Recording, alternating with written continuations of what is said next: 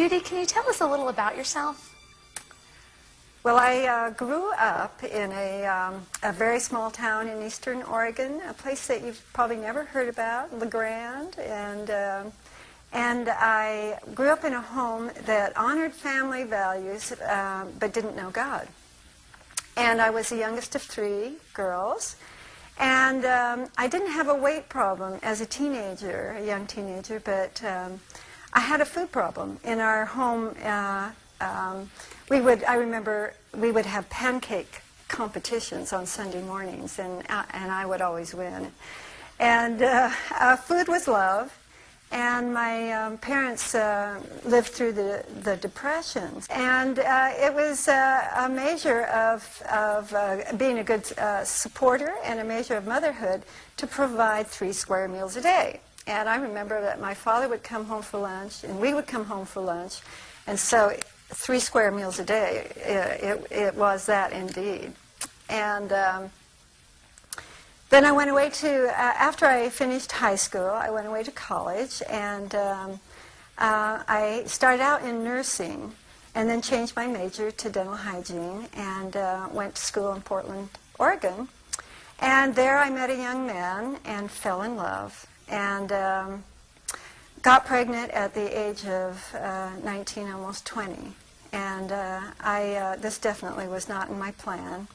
And I panicked, and I made a choice at that time to do what was right in my own eyes, and that was to have an abortion. And it was a decision that was really a selfish decision, and it was a decision that was filled with a lot of shame. And because of my shame, I kept it a secret from my parents.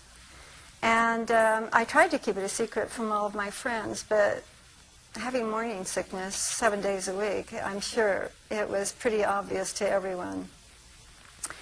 And having an abortion 40 years ago was illegal, so I went on a search of knocking on doors to try to find a connection somewhere, someone who would help me.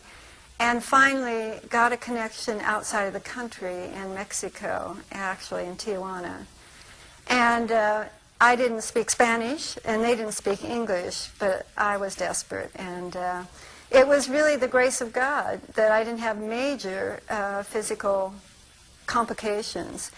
And God is so good because He knows us even when we don't know Him. And that reminds me of a scripture in Ephesians 4:1 that says, He chose us in Him before the foundation of the world.